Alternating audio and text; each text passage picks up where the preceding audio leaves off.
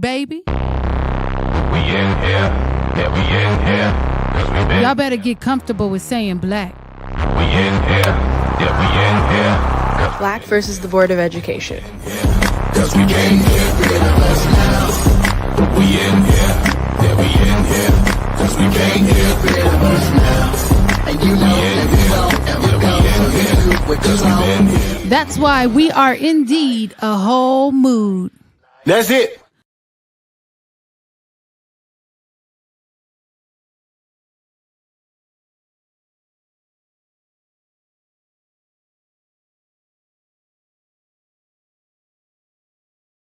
I'll just keep it rolling and figure out where Melissa is because, life just has been lifing and technology is a thing. And so we, better late than never. Hey, Melissa. Hi. So let's do this because we're taking a little bit of time to get started today. Let's jump right into introductions. I don't think I introduced myself. My name is Miss Lorene. I'm the captain of the ship, and you should know me by now. And if you don't, you're going to get to know me very, very soon. Melissa, go ahead and start us off, and we'll come into the studio and get everybody else, and we'll jump into our discussion.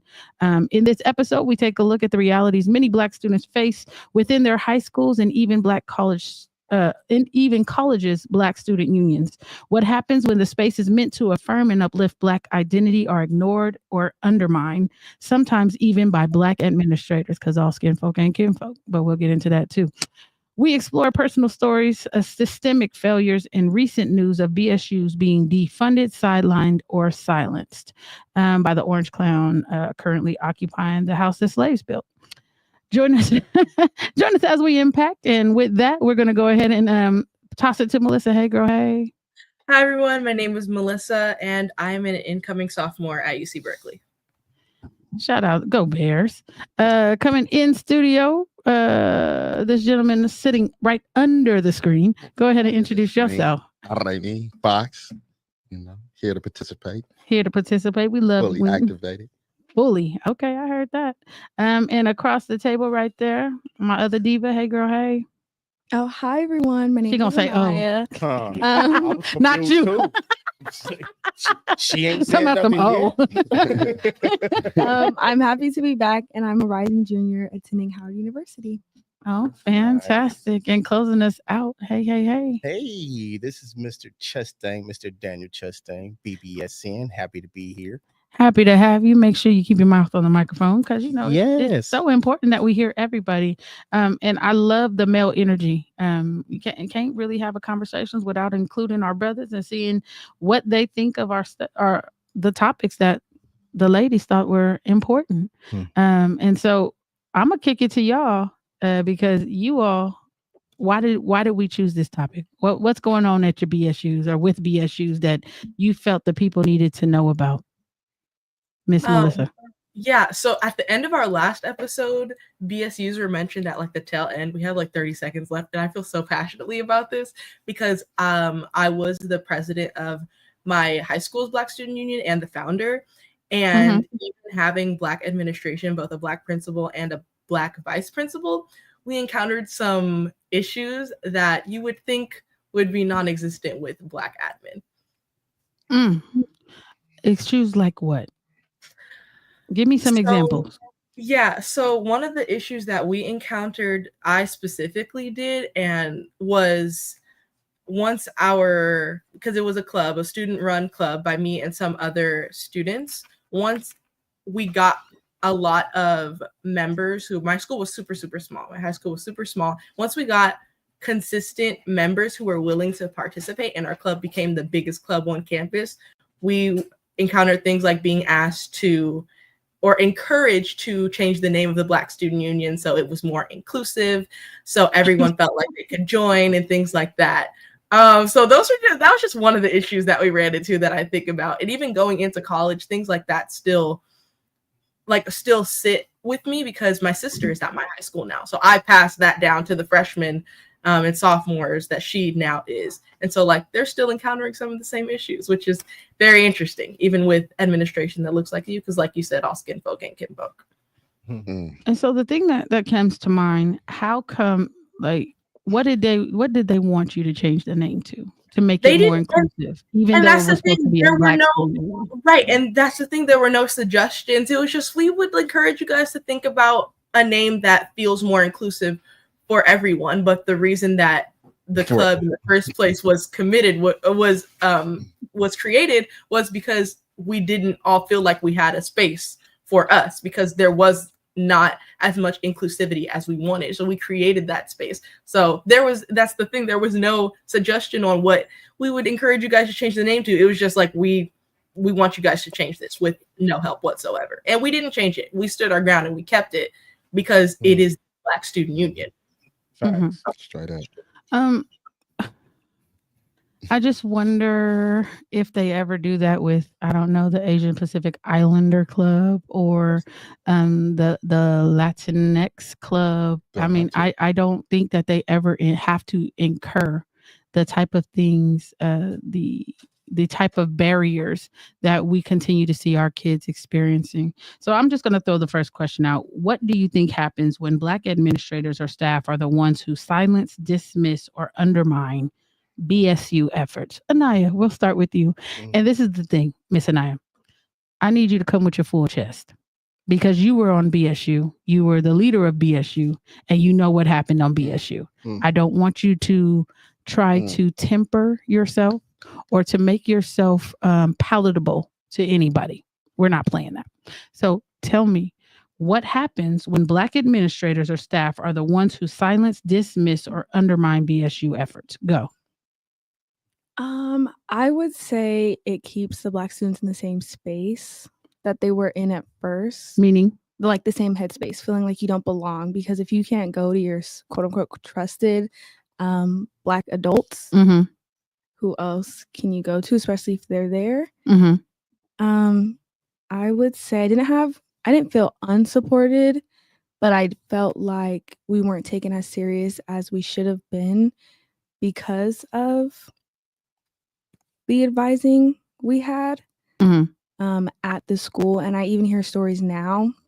I've been graduated for 2 years from high school and still hearing stories about how there's a lack of, I guess, care and attention from the main advisor at that school for BSU. It's kind of like they picked someone just so the club can be active rather than being really intentional. It's like, yeah, the teacher is nice and everything. I don't know her personally, but I think I know enough to say what I'm gonna say. Like yeah, every student likes the teacher, but what is that teacher doing specifically for BSU, and how are they showing up fully to support the children or the students? Or so.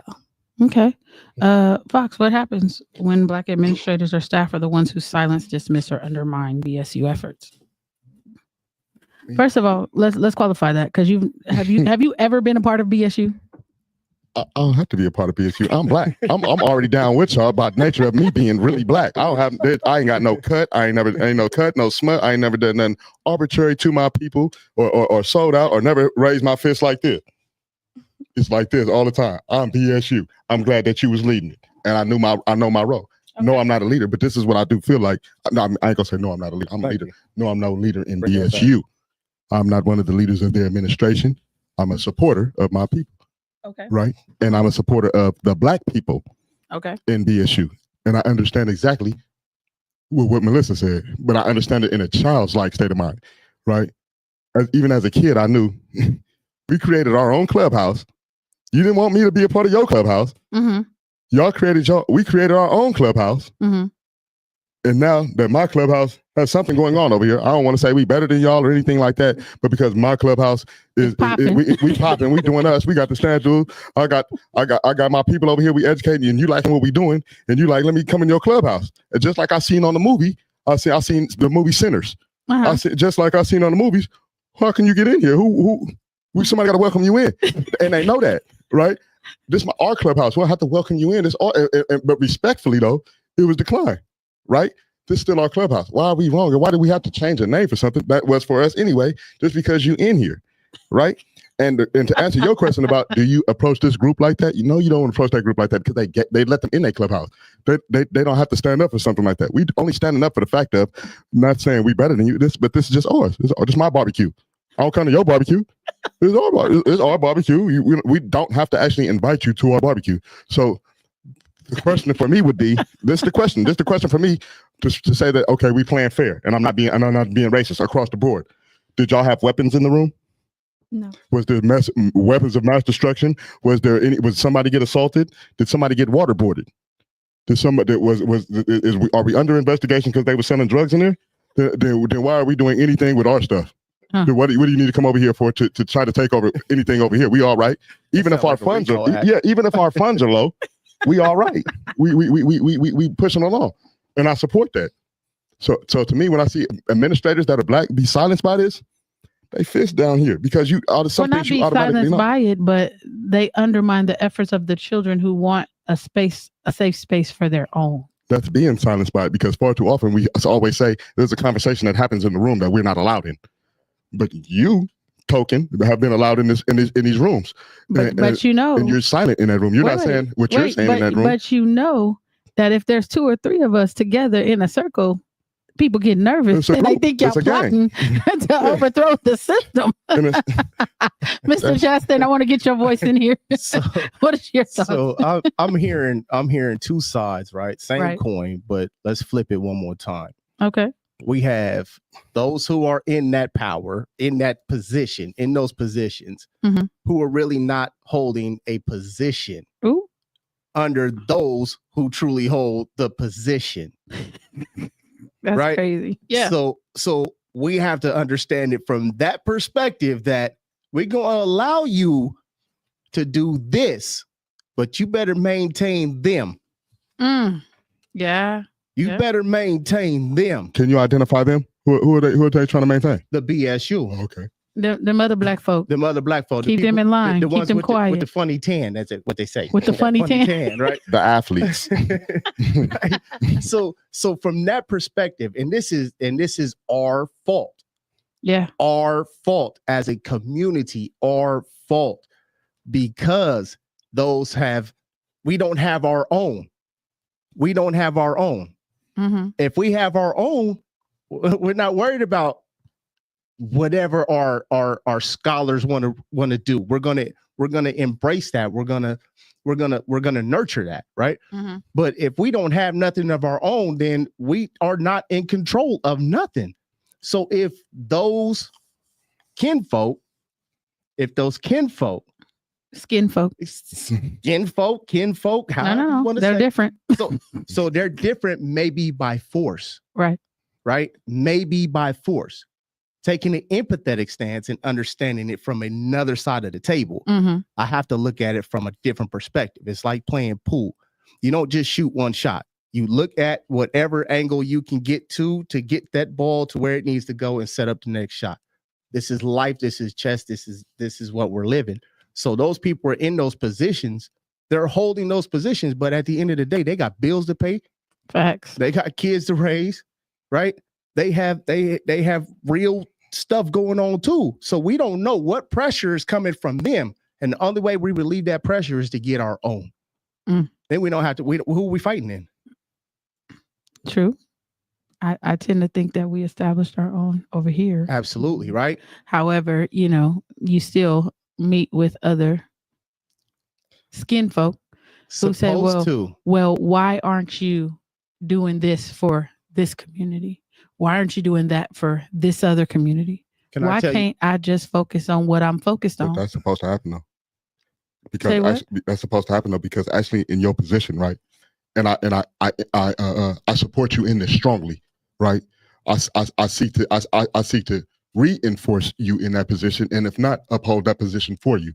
You become a gatekeeper for the community, and in this community of establishing our own, that has been some small trademarks have begun to happen. We don't own everything right now, Absolutely. But we do have some small mom black pop shops sewing stuff. My auntie actually sews stuff. I know a couple people's parents that do the knitting things. Some leader of BSU do things, right? You are the headship of Black Youth Leadership Project, Absolutely. Right? But by nature, as we're building our own, you're the gatekeeper of making sure, as you say, kinfolk, the other folk don't get over here and destroy what we got going on. Because if you let the other side in over here, and by other side, I'm not trying to speak arbitrary words. If you let people who are not for our movement that are our same color that claim to be black, but you're not really for our movement right here, and you let them in the door. They are the ones who allow these other people. Well, they're gonna water it down. They go exactly. So you serve as a gatekeeper for that. So that's gonna happen to you and come to you naturally. Like you said, I don't want to deal with them, but if you don't deal with them, then a person with less strength in their backbone deals with them, and then they get into us by the back door.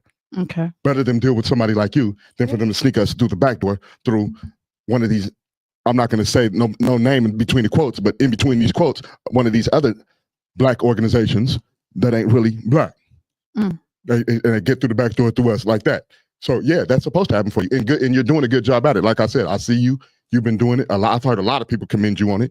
I seek to uphold you and reinforce you in that. And again, if on days you can't do it, I'll uphold it. And let's keep it a buck for our people. Let's keep it a buck, right? I totally believe that you can have specific groups for specific kids, and then you can create other groups to accommodate other kids. But what I'm doing over here for this group does not mean that I have to open it up to you. That does not make me discriminatory. That makes me specific. Right. There are specific groups who have specific needs. And if I'm intentional in the way that I'm doing work, I have to open it up to that. Right. That does not mean I do not service other communities or other kids from other communities. That means I'm specific about my kids because I know what's going on with them. Right. And I don't have to apologize. I love this. However, if I were in another space, like say still at the state capitol where I was for 16 years, you have to play the ball a little bit differently. And I understand that. Right. I understand that.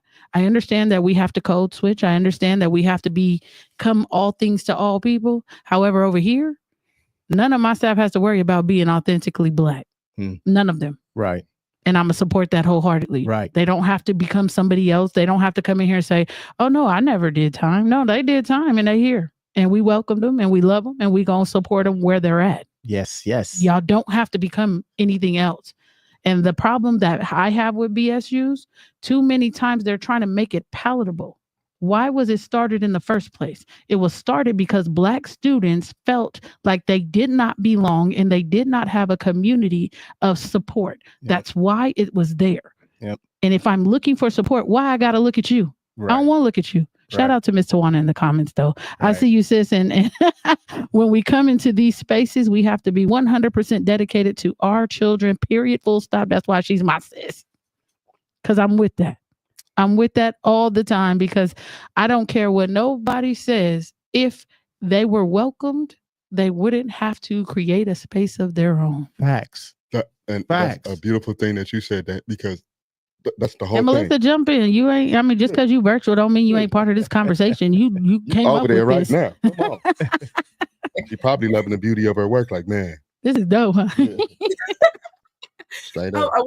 I want to go and answer your question, Miss Lorraine, about the perspective of like as a student, what happens when a Black administrator specifically starts to undermine your ideas or your movement or whatever that is supposed to be for the same purpose that we're all here for.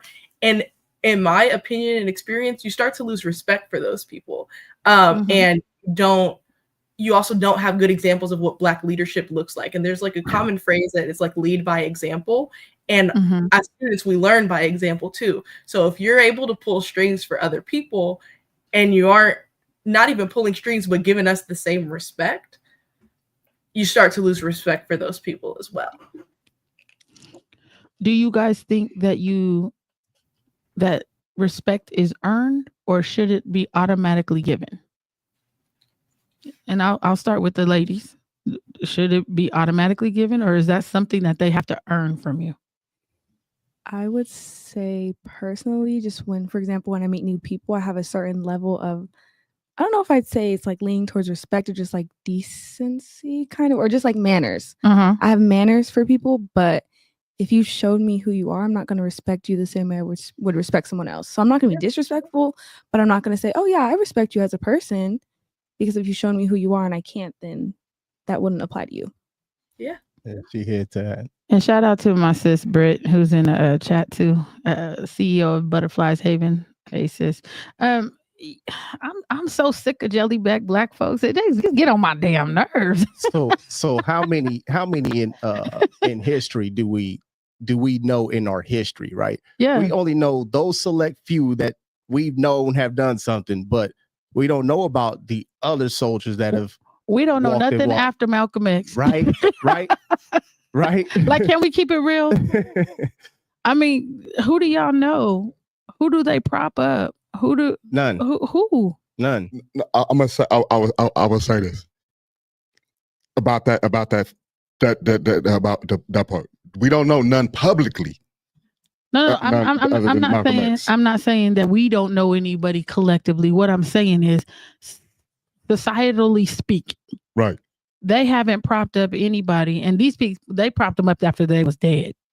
They didn't have nothing good to say about it when they were alive. Absolutely. So who can we point out to right now doing the work, as vocal as they want to be, and unafraid and unapologetically Black? And Here. nobody better say Obama. I'm not going to say that. But what are you talking about in our actual communities, or just? You can shout out somebody in your communities, because there's a lot of people doing work. I'm going to say this for the communities. First, I'm going to say this. I'm going to answer your question. You said, should somebody be earning respect or automatically be given respect?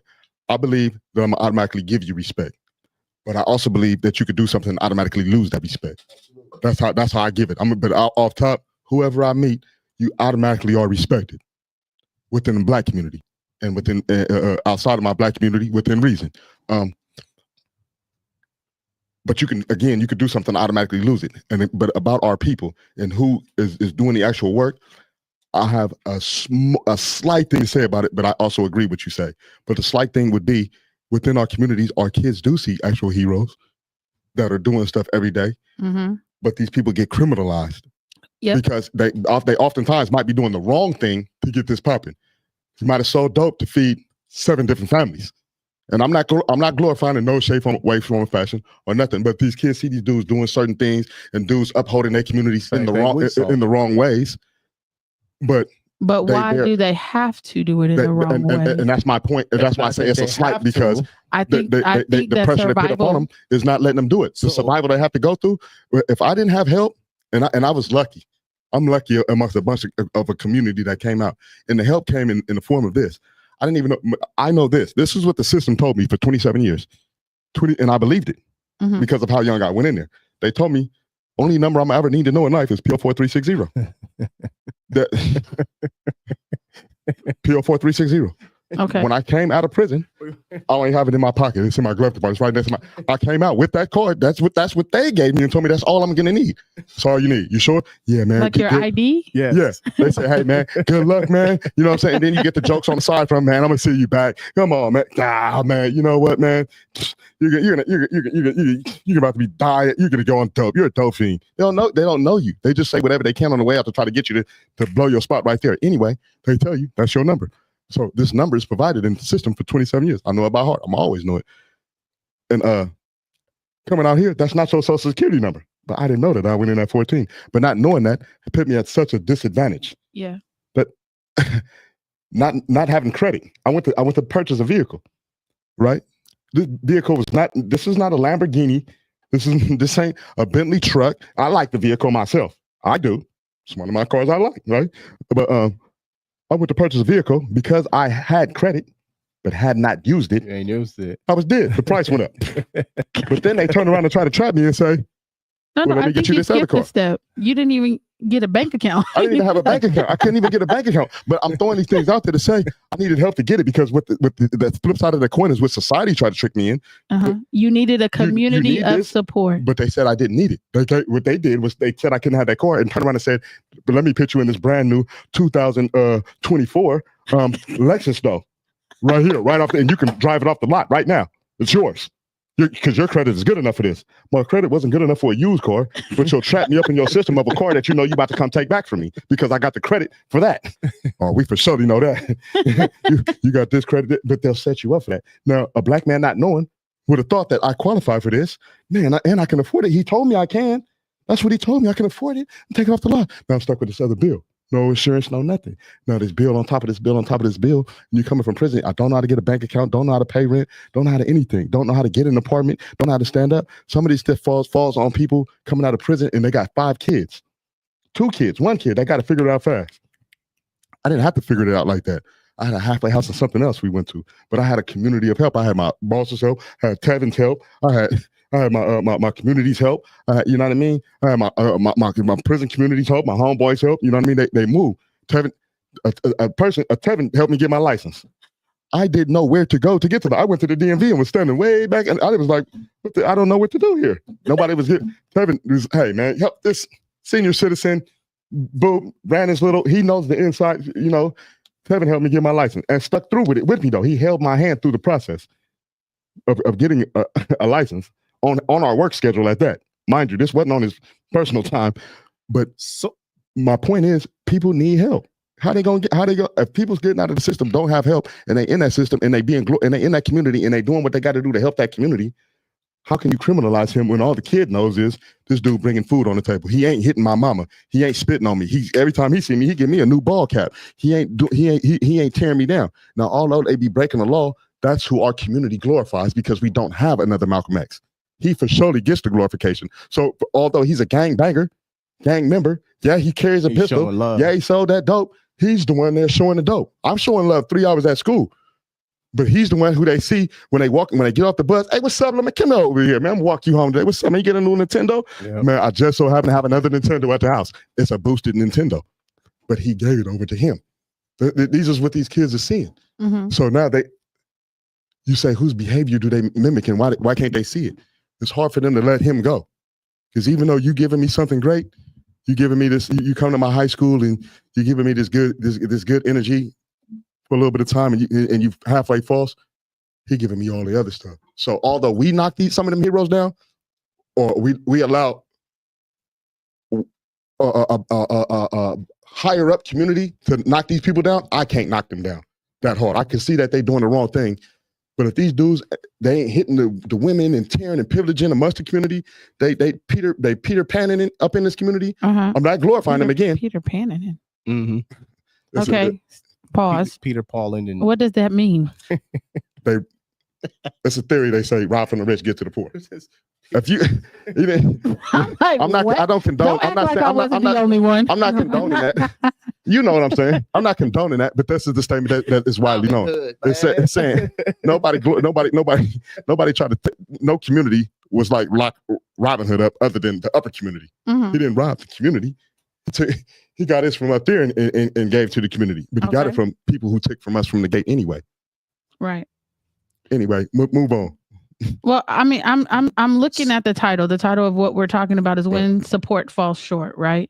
And making that nexus. And I think you want to jump in, so I'm gonna let you. So I appreciate it. I have a question, right? Yeah. So how come Black Student Union, right?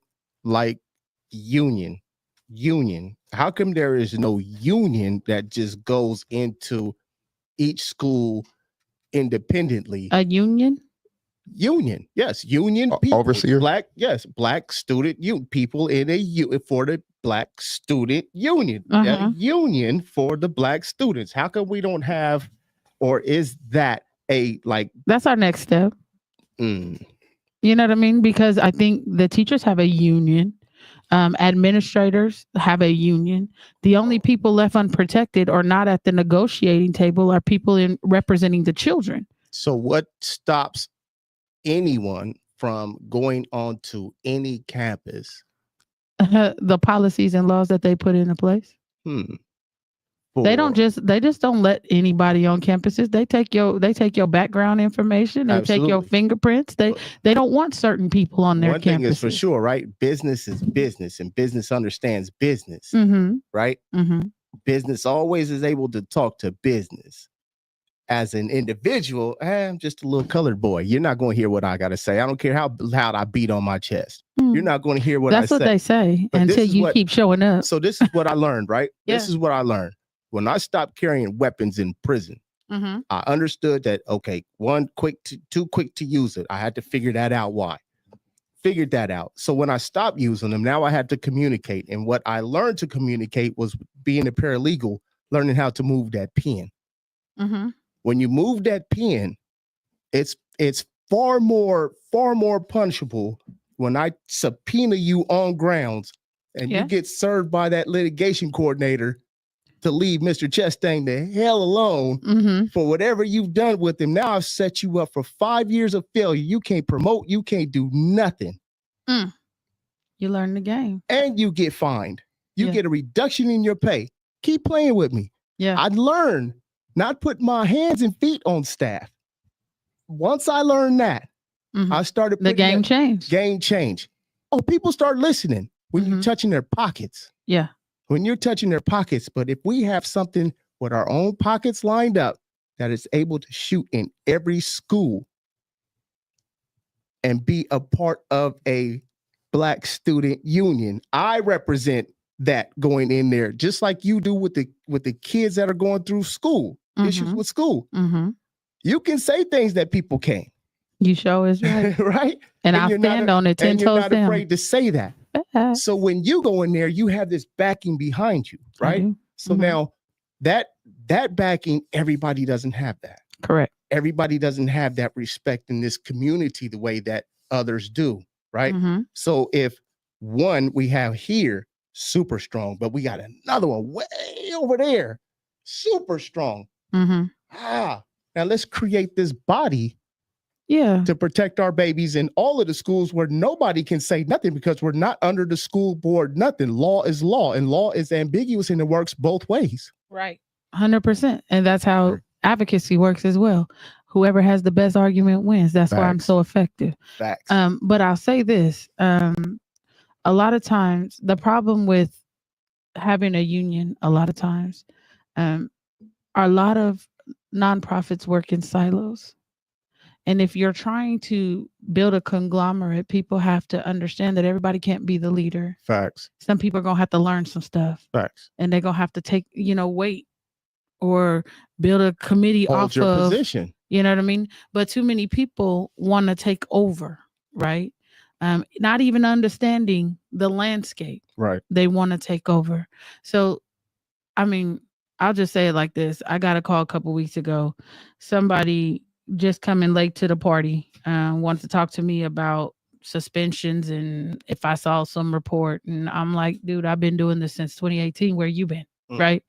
And then I get another call. I need a list of everybody who's running for office and who's in office and when they term out. I'm like, that can be found on the website. I'm not a secretary. Like, you know what I mean? Like, not yours. If you was involved, you would know these things. Right. I don't care who's in office. Whoever's in office can get it. I don't care. Like, elect whoever you want to. Everybody can be held accountable. Facts. If you're occupying this space, regardless of when you got into office, you're going to know who we are. You're going to know who I am. And you're going to make sure you stay on the right side. Right. That's it. Right. And if you come over that line, you can be prepared to get taxed a couple of times. It's your fault. Because you represent the people. The people don't represent you. Right. You have a job to do. Right. You're of service. Right. You are not the king of the millennial. Right. Like, you got a job to do. Right. You ain't up there for self. Right. And the moment we stop glorifying people we put into office and hold them accountable, we might be able to make something shake. Right. But too many of us don't know the game.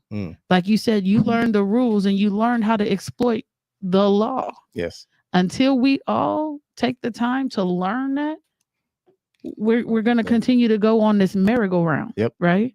I go into a room and I'm like, okay, tell me again what you did. Oh, he's been out of school for 8 days. Do you know that by law, you can only suspend kids a mandatory 5 days maximum? Right. And if you're going over that, you have to hold a meeting. The administrator told me she didn't know that. She never heard that before. Oh, she should have. And I'm confused. I'm confused because that's California law. How long you been doing this? You know what I mean? And then the conversation changes. Right. A lot of people occupy spaces because their parents or grandparents occupied space. Absolutely. Absolutely. They don't know what the hell they're doing.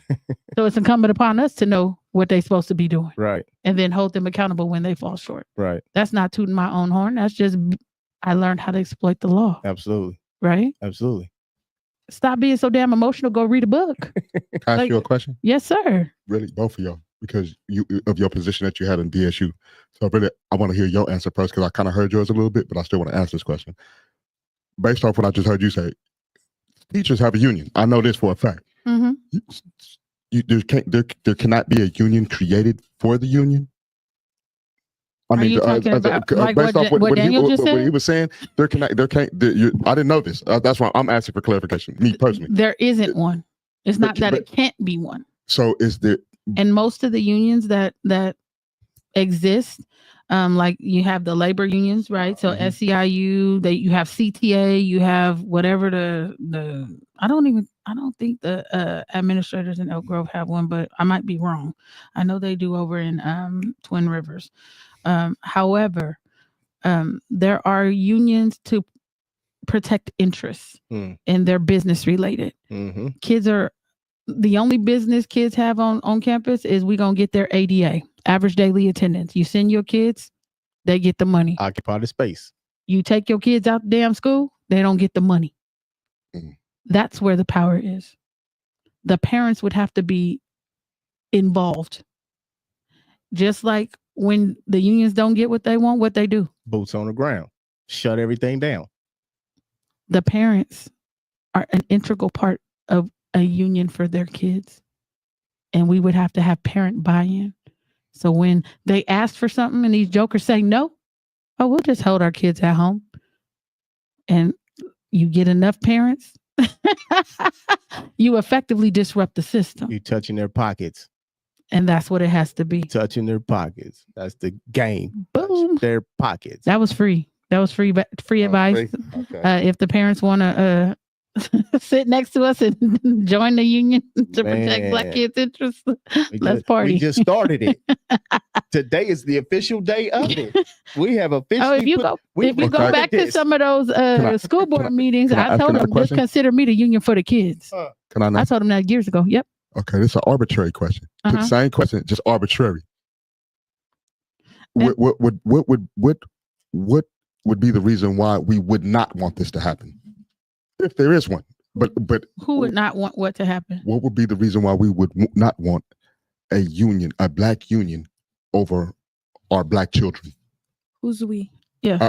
People. What would be the opposing argument to the same question? They want to know who's going to be in charge, or is it going to be disrupted like the 1921 riots in Tulsa? Are we going to be ran by egos, or can people, hold their position? It's not that it can't be done. It's that, do we have the courage to do it? There it is. Fear.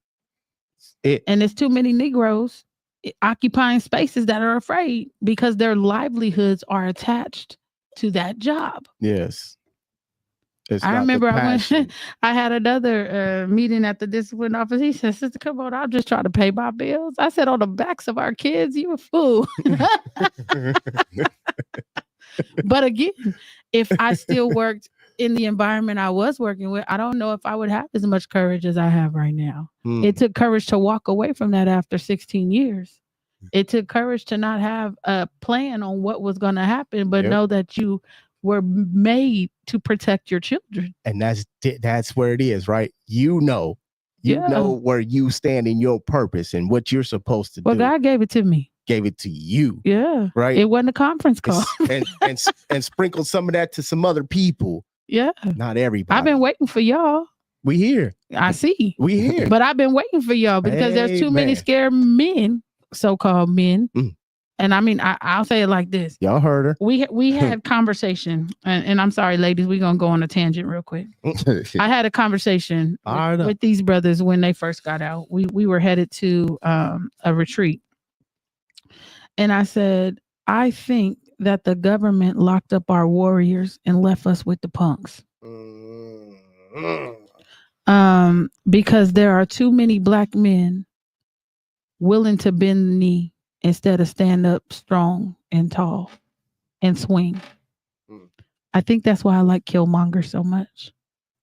I honestly say that that's my alter ego, because trauma made him figure out how to protect his own.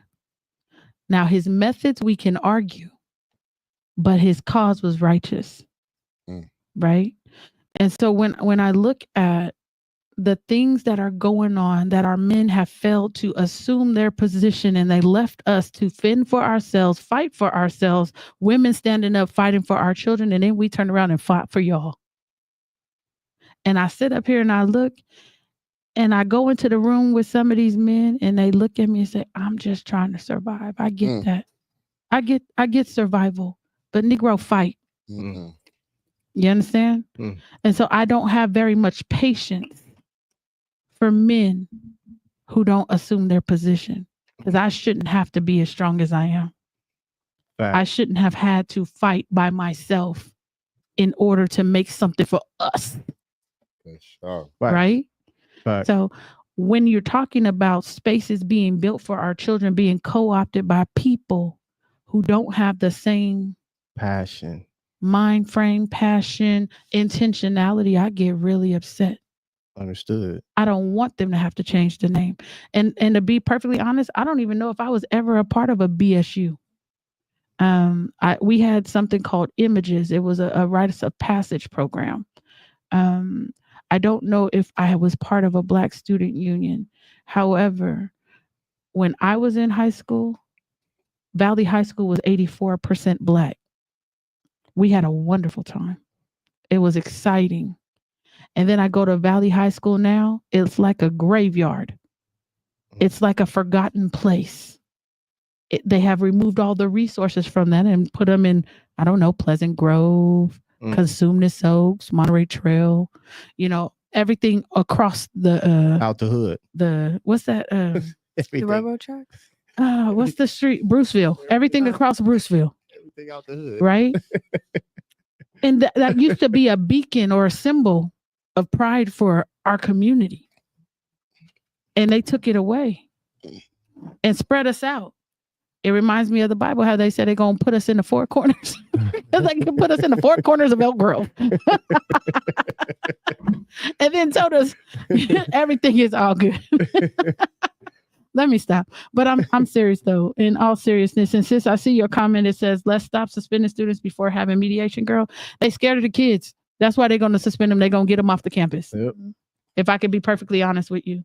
Matter of fact, we had 3 girls up in here last week based on a fight. The seniors had their graduation taken away. And they were jumped by freshmen. Freshmen got on them and they had their graduation taken away.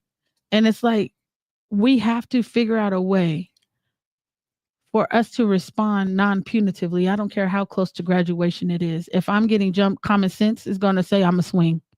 Duh. Why would that not be the expectation?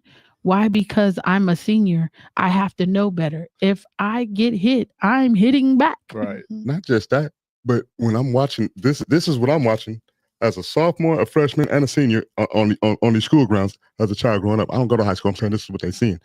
The person that does get jumped, that does let it be alerted, does say, hey, I told my parents, does tell the staff, does say, hey, look, they coming to get me.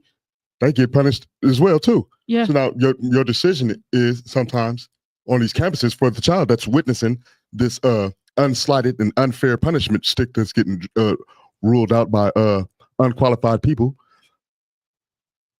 My choice is I'm a swing and get in trouble, or I'm a swing and not. Now I'm wondering where I'm a swing and get in trouble, and I'm a swing and not. Right. Because you come home to me, the parent, and I'll find out I didn't want you to fight. Nobody head up. I didn't want you to fight you and you. But head up, that's one thing. You don't be fighting. But you telling me, my child, you let hit this person hit you, and you didn't do nothing.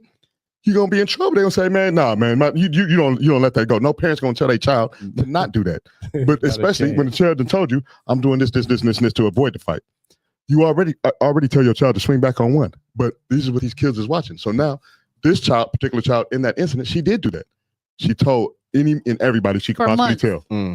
She's had screenshotted messages, all this. Told her friends, told other people, hey, keep them away from me. I don't want no problem. I don't nothing. And this girl is actually known as a fighter.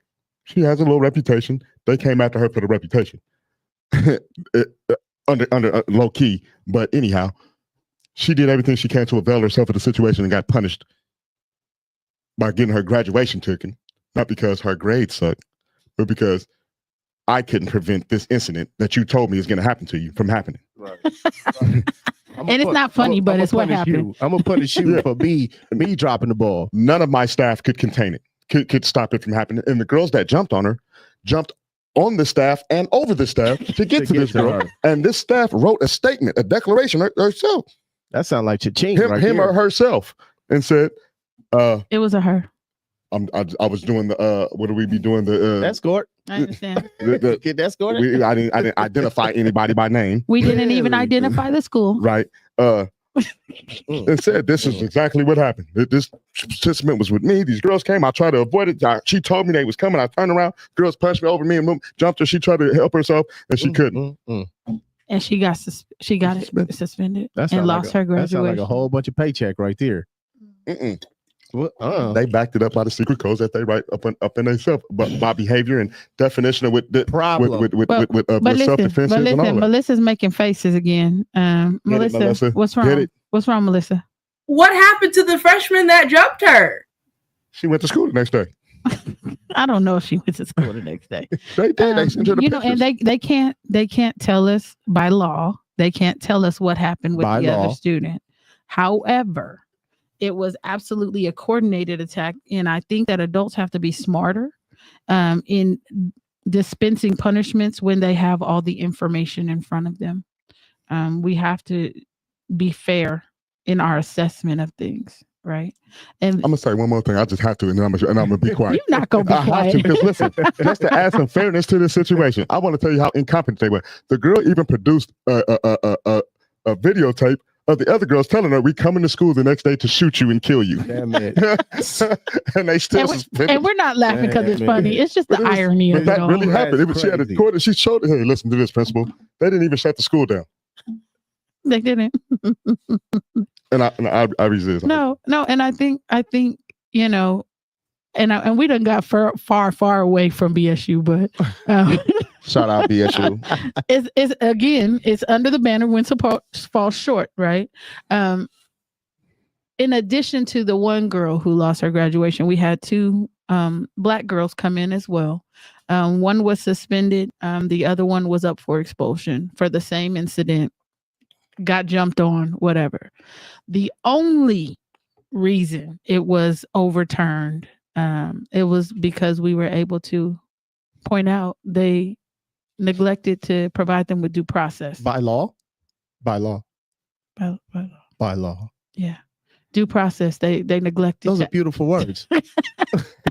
Those are beautiful words. But if you don't have people who know the buzzwords, right?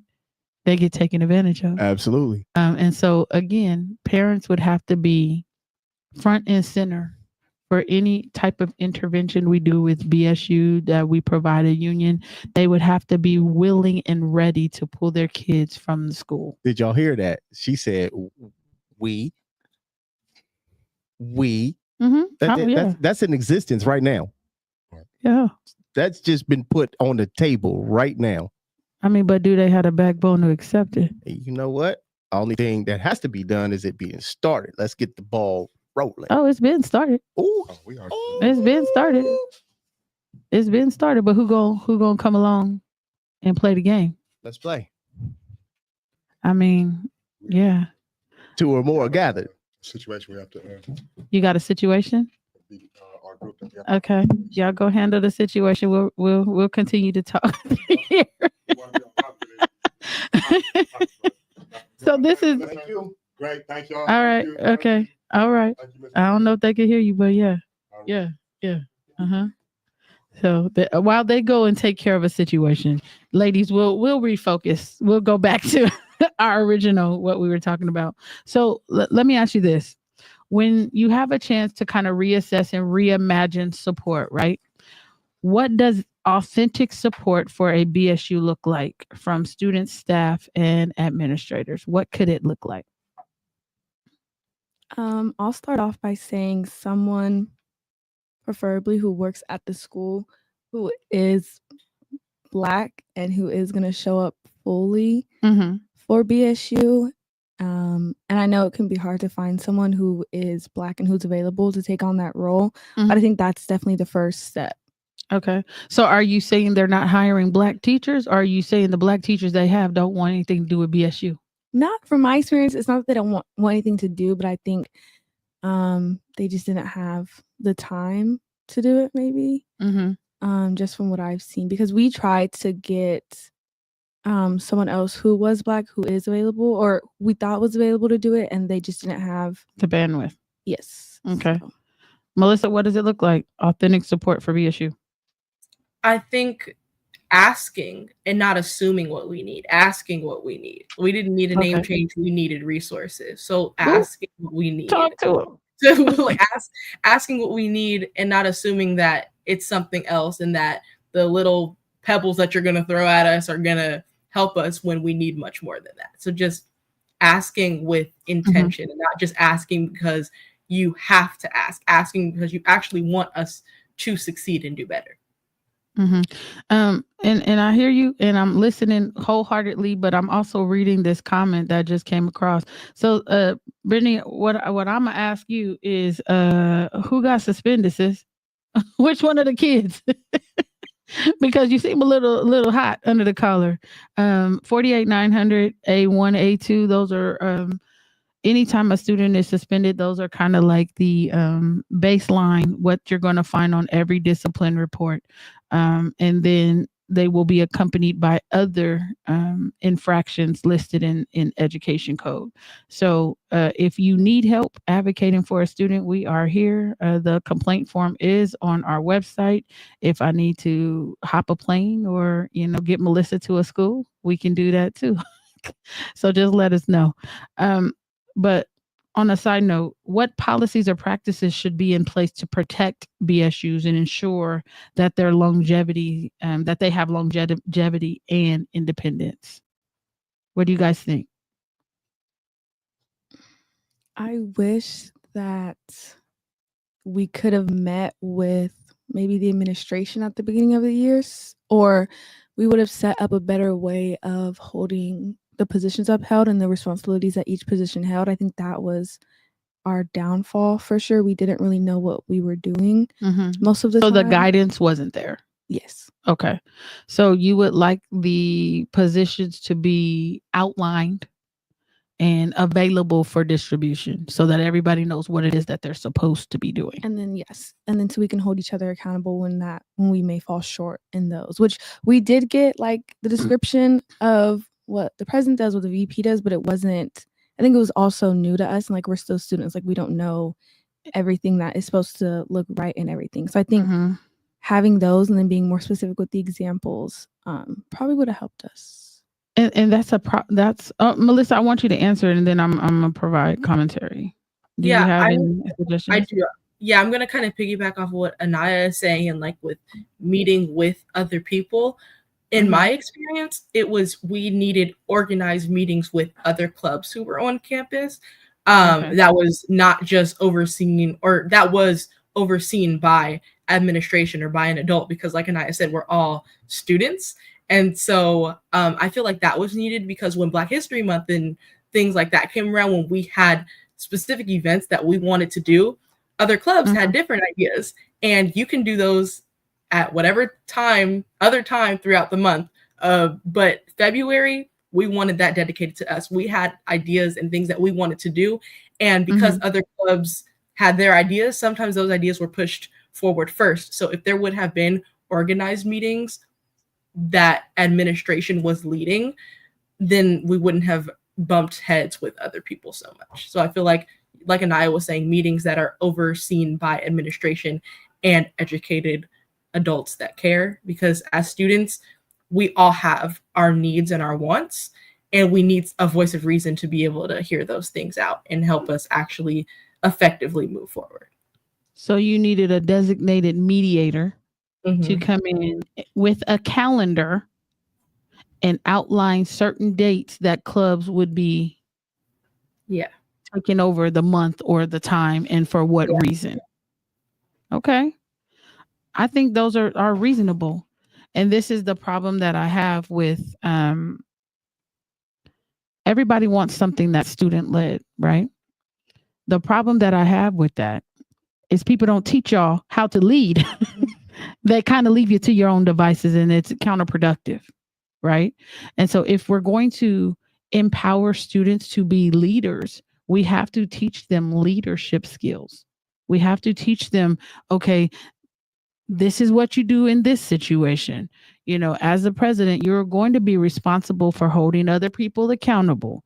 You need to make sure that you have your notes. You know, you need to know what assignments or activities you want to hold, and you want to make sure that your secretary or the person who is occupying that space is taking appropriate notes, right? Making sure that everything gets on paper so that when you present it to the administrators or whoever your advisor, they can then communicate or effectively what it is that that club desires and wants. And without having somebody who actually gives a damn, if I could put it bluntly, and will take the time to usher you through, you know, it's kind of like talking to a void, because nobody really, in my opinion, some people who occupy leadership roles don't really value student voice unless they have another adult come in and push that message forward. I talk to you guys always about the power imbalance and how there's this quote we used to hear when we were growing up: children are to be seen, not heard, right? And it's a very dangerous quote, because it doesn't highlight your autonomy as individuals, and it doesn't tell you that you are capable of more than just being seen, right? That your voice matters. And I just feel like too many times we leave our kids to the devices of people who hold grudges or want to live their adult lives through children. And it's dangerous. It's dangerous. So I think we have time for one more. What advice would you give a student who wants to revive or strengthen their BSU but is facing opposition? And y'all know this is a whole podcast. Don't give up. Make a game plan that you know you can share with the people you trust. I don't know. I think my biggest advice is to not give up, because. But you know, disappointment can cause you to give up. So give me something a little more than don't give up. How about you're going to face challenges? Yes, but be persistent and adamant. This is what I did because I led. Melissa led. This is what we did. Despite the challenges we faced, we did what? I kept complaining. No. You didn't complain. You brought the issues to somebody's attention. Mm-hmm. Complaining downplays what it is that your advocacy. I don't complain. I tell you what the business is. Mm-hmm. Right? So it matters how you describe how you did it, right? You did not complain. You brought issues to the attention of the administration consistently. Okay? What else did you do? You gonna go to Melissa for that? No, I'm talking to you. Okay. I'm coming to Melissa next. Other than that, I think that was the biggest thing. I just kept saying what I didn't enjoy. Okay. And my vision for, coming into this role as president, I thought this and that was going to happen. It's not happening. Okay. So you had certain expectations that were not met because why? I would just say it boils down to a lack of guidance. Okay. And then I guess just care at the end of the day. Okay. So a lack of care, compassion, and concern, and adults providing adequate guidance so that you achieve the objectives you actually came in with. Yeah. That's See, there good. you go. Yeah, see, come on. We gotta talk. We gotta strengthen our language, right? Mm-hmm. Because when we come in, I was complaining. No, you weren't, but they'll say you were. Mm-hmm. So how you frame what you're saying matters. Melissa, what advice would you give? One piece of advice I was trying to remember what I told the freshmen that I handed the club down to. Get your parents involved. That's what we ended up having to do. We ended up setting up a meeting, I think, with vice principal or somebody in administration because we weren't happy with what was happening. And we set up a meeting and didn't tell them our parents were coming. And our parents showed up and we got what we wanted. I love it. So it was me and then my vice president, who was one of my best friends. Both her parents showed up. My mom showed up. So get your parents involved because they're going to be able to help you get what you want. Because I mean, like we've been saying the entire podcast, and like we do almost every single week, there's a power imbalance, and adults aren't always going to listen to your voice. And so standing your ground and then getting back up. So get your parents involved because that's what we did and it worked. I love it. And with that, we're going to wrap up this episode. We're going to see y'all next week. Join us because we will be talking to the author, Miss Karita L. Brown, The Battle of the Black Mind. She's going to take us through her book and talk about how this book traces a century of segregated schooling, examining how early efforts to control Black minds through education systems laid the foundation for systemic inequalities we are living with today. And I can't wait to talk to her because it sounds like something that's going to be good. So join us next week right here on a Monday. We'll be back to our regularly scheduled program next Monday, June 2nd, for the Battle for the Black Mind with guest author Karita L. Brown. So we're going to hit y'all with the peace sign. We'll see y'all next week. Peace out.